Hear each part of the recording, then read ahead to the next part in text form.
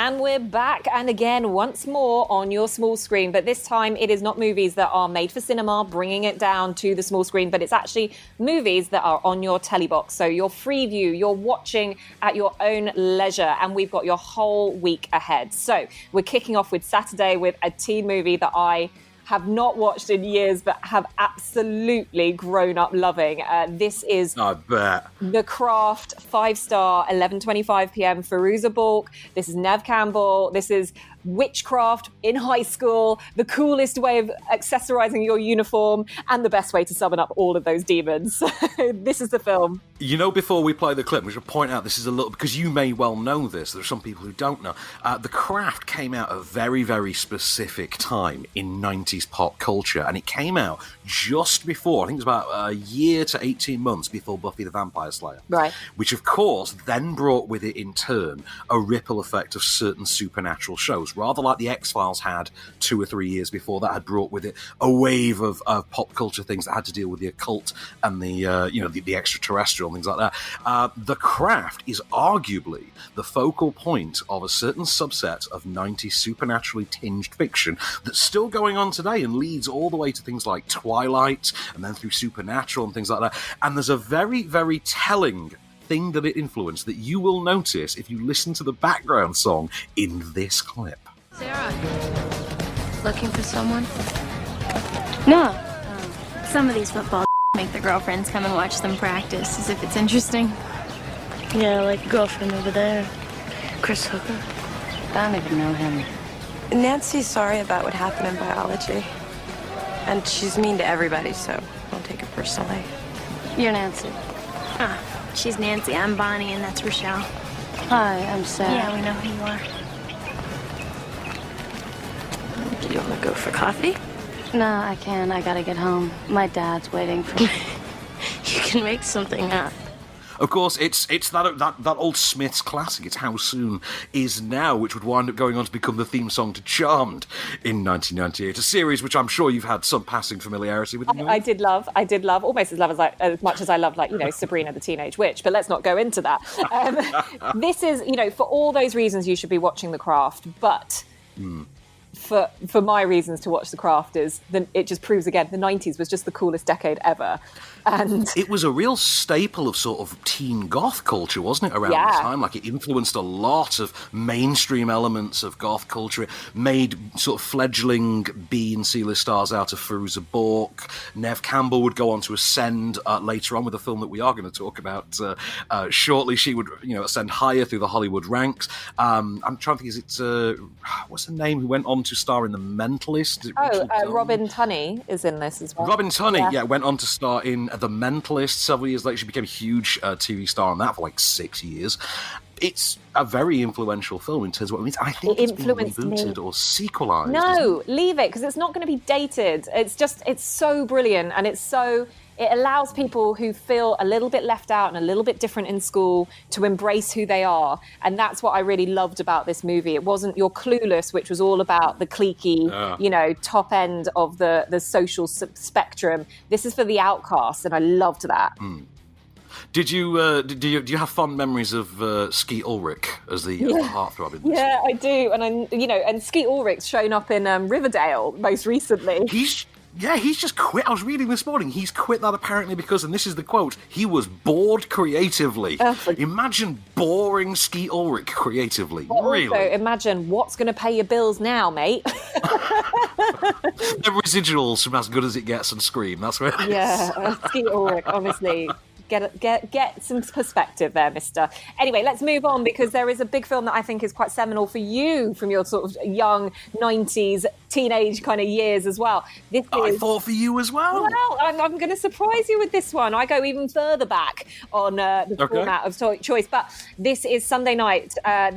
Sunday afternoon, in fact. This is Space Jam. Yeah, Space Jam, ITV2, 1:20 p.m. Now, we've got LeBron James talking about a sequel about this, and, whether or not they're going to... Happening. It's happening, yeah. He's announcing things like on his Instagram about this. So sports fans, this is definitely one for you, isn't it, Van? Well, that's the thing, isn't it? Because it's primarily viewed, I think, by people who haven't seen it as a sports film. But anyone who knows about it knows that it's the sort of sports element of it is almost incidental. So the plot, if you're not familiar, is aliens want to basically take all the Looney Tunes characters and use them as a sort of living museum to Looney Tunes characters, basically in a theme park. And the only way the Looney Tunes characters can find to barter for their freedom is to challenge these aliens to a basketball game, utilising the talents of an abducted Michael Jordan, who at this point in his career was going through that weird moment where he decided he was going to give it up and become a baseball player for reasons that are either bonkers or have to do with gambling charges, depending on which urban legend you believe. I'll tell you what, I'll give you a little sample of the sort of wacky, almost Who Framed Roger Rabbit,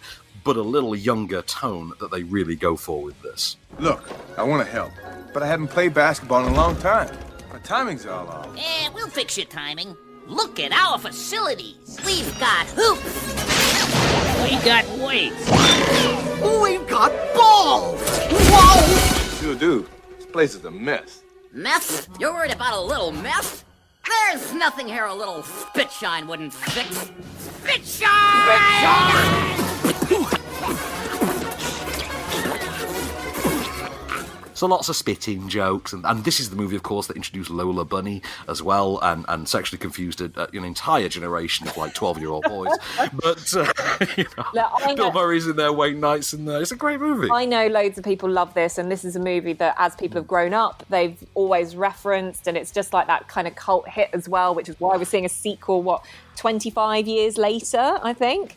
I will just say, actually, I just said it was a great movie. In actuality, sorry, I should clarify, Space Jam is not a great movie. It's not even actually a particularly good movie, but it's so nostalgically viewed that you sort of look back on it now as this sort of treasure trove of mid-90s crossover, when Pepsi commercials could define an entire movie and things. It's very much a representation of what Hollywood was in the summer of 1996, just before CG blockbusters like, for instance, Independence Day, things like that, became the norm. Those were still very few and far between. They hadn't changed the industry yet, and this is very much how capitalism used to work in mainstream blockbuster cinema, if you know what I mean. Yeah, absolutely. And do you know what? The only reason why I didn't really watch this was I wasn't kind of into basketball at the time. It was like a boys' fun movie, and to be honest, I was just so in love with Who Framed Roger Rabbit that I didn't think any other sort of part animation, part live action could actually live up to that. So I kind of just kept rewatching that instead. Well, that's it as well, because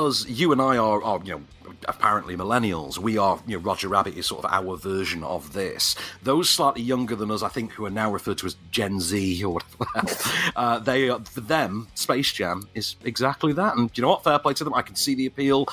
It works for me. I still have a Marvin the Martian little basketball game that sits on my action figure shelf. I'm very fond of. Great movie. Check it out. Absolutely. Good time for the family. The whole family will enjoy that. There we go. So, moving on to start your next week, we have Kong Skull Island, ITV2, 6:40pm. I actually really enjoyed this when this came out. I remember catching it in the cinema.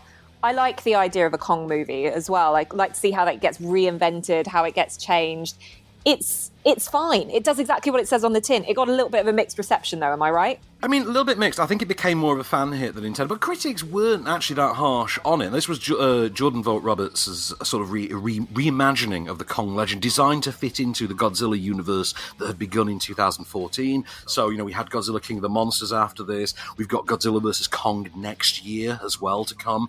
And this is, of course, chapter 2 of that 4-film saga. And this is, of course, the Vietnam era. Yeah. A bunch of soldiers take a bunch of scientists to Skull Island, in search of mythical MacGuffin A, that will help them achieve mythical quest B, and of course they meet Kong and a bunch of monsters along the way. Yeah, you smell that? That's death. What the hell is this place? This is what's left of Kong's parents. I've taken enough photos of mass graves to recognize one. The crash site's just on the other side of this valley. We'll cross through and make it to the highest point west. This place is a real no-no, sir. We need to be going to the north side right now. And you're welcome to do that, my man. By yourself. I'm not leaving Jack out there. Now, who's with me? We can make it. You're mighty right we can make it. Now stay sharp, keep an eye out. I've only been here 28 years. What do I know? Hell of a cast on this, you got to admit. Yeah, it's amazing cast, but also the cinematography on it and I suppose the effects really live up to it as well. So it'd be interesting. We obviously saw it on the big screen. I think it will do fine on the small screen as well. I think, enough time has passed anyway. So if you've caught it in the cinema, you may want to revisit this one again. But just everything going for it is really strong. So I really enjoyed it. Don't worry too much about the mixed reviews on this. Just go and have a bit of escapism and a bit of fun that something like Kong will bring to you. And of course, let's not forget, if you need further motivation, it has got, Tom Hiddleston in tight trousers running around the jungle. I'm sure there's more than a few people in the world that would very much enjoy that for them. Of all of the cast, that's who you specifically bring up. I think he's sexier in this than Brie Larson is. I'm just going to come out and say it. That is a handsome man. Okie dokie. So on to Tuesday then. Shall we have some legit action? Shall we go a bit Angelina bullet curving action? Because that sounds like a bit of fun. Yeah, let's do that. I mean, it's something that you may have wanted for a while. Sorry. You are worst. I'm going lockdown crazy, aren't I? ITV4, 11:20 p.m. Now, this is an odd pairing in my mind. Angelina Jolie and James McAvoy. I think there might be a height discrepancy between the two of them here. There's also Morgan Freeman in there, who's really going to confuse you, particularly in the third act of this, because you just look at this something. What? Like, why is Morgan saying these things? The only thing I remember about this film is the poster. I just remember seeing the two of them on this poster, and I never actually got round to watching this. So, what is this movie about? Because all I just remember is the cast. This is a nasty, grisly comic book action based on a series of comics by Mark Millar, sort of very known comic personality. This is the story of a young man who lives a sort of menial life. He has a muck job in an office, and he discovers that his recently murdered father, was a member of an organization known as the Fraternity, an elite group of assassins who can bend bullets, defy physics, all through convoluted means. They get their orders from a magical loom. This is far less silly than it sounds. I'll give you a little snippet of the sort of pacing and tone of this. It's daft, but it's fun daft. Oh my god, what the just happened?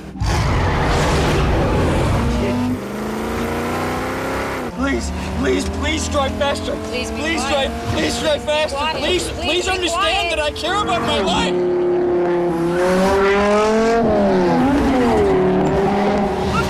I don't know what you did to piss this guy up, but you're gonna have to let me out and call the cops. Hey! What are you doing? Angelina and McAvoy there, and as you can tell, there are bullets whizzing, there are cars are flying, there's traffic whizzing past them. It's a wild ride. I will say that, an absolutely wild ride, but it is grisly, it is nasty, it features one of my favourite ever uses of a Nine Inch Nails song, and it's got a pretty nifty role in there for an almost, blink and you'll forget him, Chris Pratt as well. Wow, young gun Chris Pratt, like early years. I feel like I'm saying something like it's like an infant in this. I feel like this is a lot older of a movie than it actually is. I'm not sure when it came out, but it's 2008, I believe. I think it was August in 2008. June or August 2008, yeah. Interesting. Okay, all right. Well, that one, again, as we said, is ITV4, 11:20 p.m. Now, we mentioned her before. She's in it again, and this is the film that kind of cemented her in Hollywood royalty, in terms of horror royalty, shall we say. This film is the genre-defining film of the 90s, so 1996. It's on 5-star. It's 11:25 p.m. It can only be what, Van? I'm going to like the clip, see if you can tell us. I think it's her father. Why can't they find her pops, man? Because he's probably dead. His body will come popping up in the last reel somewhere. Eyes gouged out, fingers cut off, teeth knocked out. See, the police are always off track with If they'd watch Prom Night, they'd save time. There's a formula to it. A very simple formula. Everybody's a suspect. That's right, it's Jamie Kennedy. It can only be Scream, can't it? But of course, Jamie Kennedy is not the breakout star who became, very briefly, the next Jamie Lee Curtis. We're, of course, talking about Nev Campbell, who was in The Craft earlier, and he's phenomenal here as well. But this also, of course, stars Skeet Ulrich as well. So both Skeet Ulrich and Nev Campbell are in both The Craft and Scream. Should we just ignore the fact that Skeet Ulrich's in this? Should we just leave that? I would rather fixate on the fact that Matthew Lillard is in this Yes. because he's phenomenal in Scream. I'm feeling kind of woozy. I do like Matthew Lillard in this, but do you know what? Like if you've ever sort of reinvested yourself into horror, you can't ignore the first 10 minutes of this movie. This was Drew Barrymore's comeback. This was her, her moment of iconicness in this beyond E.T. I mean, that opener just made suddenly everyone want to go and see this film at the cinema. Well, that's the thing, isn't it? Because the trope of you, because obviously it's very known, it's not really a spoiler of the opening scene of this film is let's put Drew Barrymore forward, we do the classic horror sequence of, I'm taunting you over the phone, there's, a brutal chase sequence and death. But that, of course, is so rooted within the horror genre. Let's take the biggest star off them early on, and it takes you right back to Psycho in 1960. Yeah.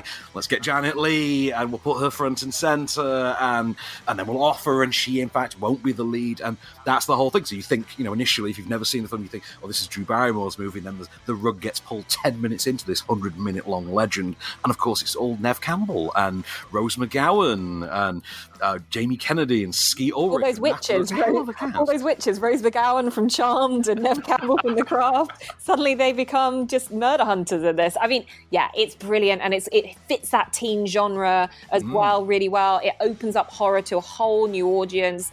And to be honest, the horror genre in itself is something that is so hard to keep doing well that you have to kind of find something different. And when this came along, it completely redefined it. Well, that's it. Like you say, of the horror genre, every 5 or so years there is always a mainstream benchmark film, or a film that becomes mainstream and then becomes a benchmark that redefines where the genre is tonally for that moment, spawns a series of imitators, cash-ins, homages, things like that. Scream was very much one of those moments and led to the sort of resurrection, the revival of teen horror in sort of mid to late 1990s, gave us things like I Know What You Did Last Summer, Urban Legend, loads of imitators and knockoffs, things like Cherry Falls, which is a personal favourite of mine, Disturbing Behaviour. And then, of course, in a horror scenario, that's just the very basics of the mechanics of it and why it works so well. Absolutely, yeah. So, what have we got then for Thursday? Let's move on to something a bit more IRL, something a bit more stranger than fiction, something documentarian, we shall say. Should we talk about The Imposter, which is on Channel 4 at 10:05 on Thursday night. This was a really disturbing documentary. Did you see this? I did see this, and I remember getting into a bit of a conversation with another critic actually over it, because it was hyped. It was really hyped, and I loved the story. And there was another one which had just come out on Channel 4, in fact. There was a different documentary, completely different scenario. And the way that was formatted, I was really gripped by. And then I just thought the power of a documentary is so brilliant if you get it really right.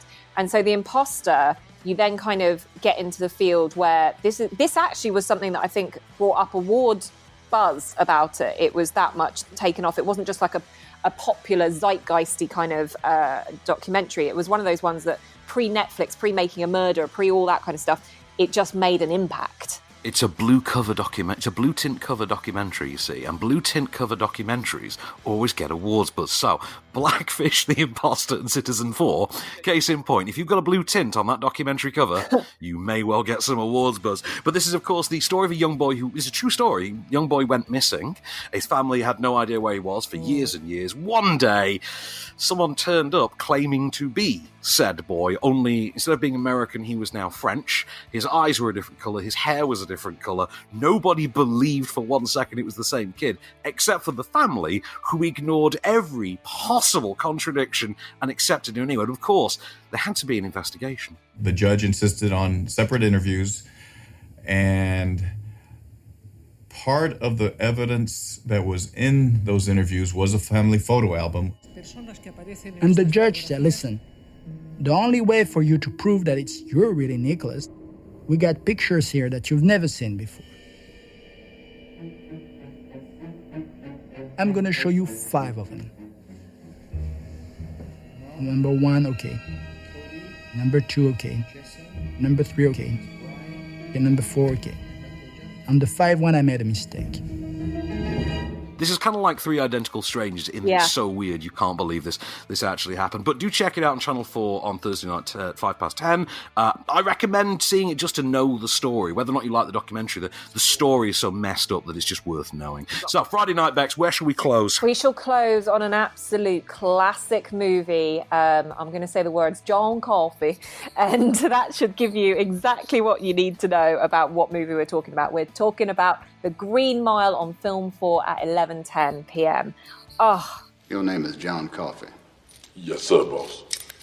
Like to drink, only not spelled the same. Oh, you can spell, can you? Just my name, boss.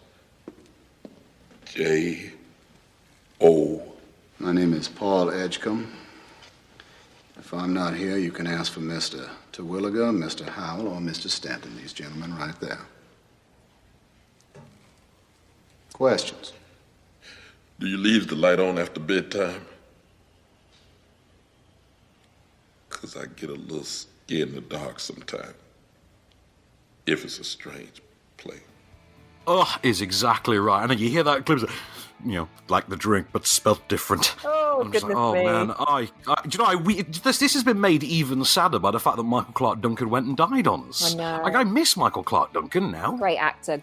And again, another brilliant turn from Tom Hanks. I mean, that man knows how to choose a movie. He does. He knows how to get you crying, and The Green Mile, I think, absolutely proves that. I think if you don't cry at The Green Mile, you have no soul. You have got a heart of stone. I mean, this, again, another combination of... It's like the Shawshank Redemption. There's just something in it which is beautifully filmed, incredibly acted. It gives you something different, but at a gentle pace. And it's not something that is like fast and exciting, but it's just slow, but it gets your soul. And that's what's the beauty Absolutely. of it. Yeah. And of course, because I'm a big fan of Stephen King, and I'd read the Shawshank Redemption before I saw the film. I'd read Green Mile before I saw the film. And one of the things that genuinely irks me to this day is that for some reason, despite the fact that it's made by the same studio, written by the same guy, directed by the same guy, for some reason, this adaptation of The Green Mile is not set in Shawshank Prison. It's set in a different prison. In the books, it is in Shawshank, and there is a mention of Andy Dufresne. So, Stephen King was doing that whole cinematic universe thing before it was cool, and he was doing it in books. But Green Mile, absolutely check it out. And also, shout out for Doug Hutchinson from The X-Files, played Toombs in The X-Files, who plays Percy in this one. Yeah. And, oh, wow, he's played to perfection. I'd have given that man an Oscar buzz for this one. He's so perfectly awful. But Green Mile, I think that's the perfect way to end a week.